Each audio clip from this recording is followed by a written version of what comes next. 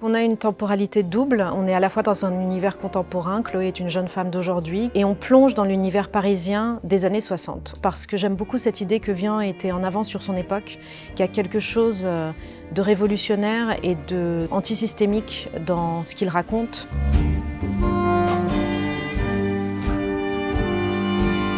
Avec cette invitation de l'Opéra de Lille, je suis revenue à l'Écume des Jours. J'ai été d'un côté happée par les images. Évidemment, les images chez Vian, c'est très inspirant, des fois c'est même trop, mais ça fait du bien aussi.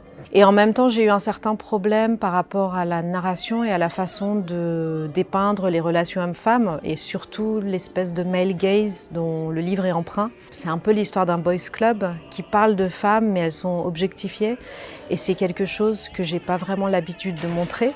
Et donc, nous avons décidé ensemble de se permettre d'introduire une nouvelle perspective, qui serait la perspective de Chloé, qui n'existe pas vraiment dans le roman, et d'autant moins dans le libretto de Denisov, puisque Chloé disparaît carrément au 3e acte, elle n'a rien à chanter. Mais chez nous, tout est raconté à travers ses yeux, sa perspective, son amour complexe, à la fois pour une femme et pour un homme, et sa maladie. C'est pas un spoiler, Chloé est malade. Et ça, on le montre dès le début, effectivement. Elle est en relation, en couple avec une jeune femme, et c'est notre histoire contemporaine, on va dire. Donc, c'est cette jeune femme qui tombe amoureuse d'un jeune homme et qui est emportée dans un univers de jeunesse, de plaisir, de vitalité, en fait, d'amour de la vie totale. Et elle emmène sa compagne contemporaine, on va dire, qui devient une souris dans cette histoire. On saute en fait dans l'univers hallucinant, délirant, mais un peu monstrueux de Vian. C'est l'amour qui est teinté de peur et avec cette conscience de la fin qui approche. Alors l'univers surréaliste de Vian, c'est peut-être le plus gros défi parce que quand on veut être trop illustratif, il y a quelque chose qui disparaît un peu, qui devient trop concret presque.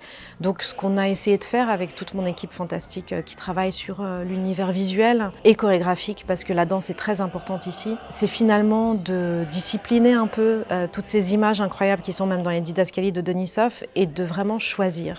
De choisir là où on attire l'attention, où on crée l'anxiété.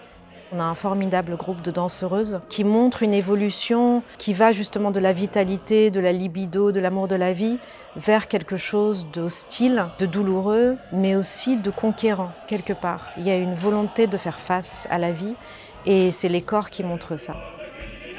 Dans l'Écume des Jours, il y a plein de genres de musique que Denisov a utilisés, mais ces genres comme le jazz, comme un peu de la musique baroque, de la musique de la Renaissance, les chœurs, la musique religieuse et les techniques qui sont entre le polyrythme, la polyharmonie. Vraiment, c'est très riche.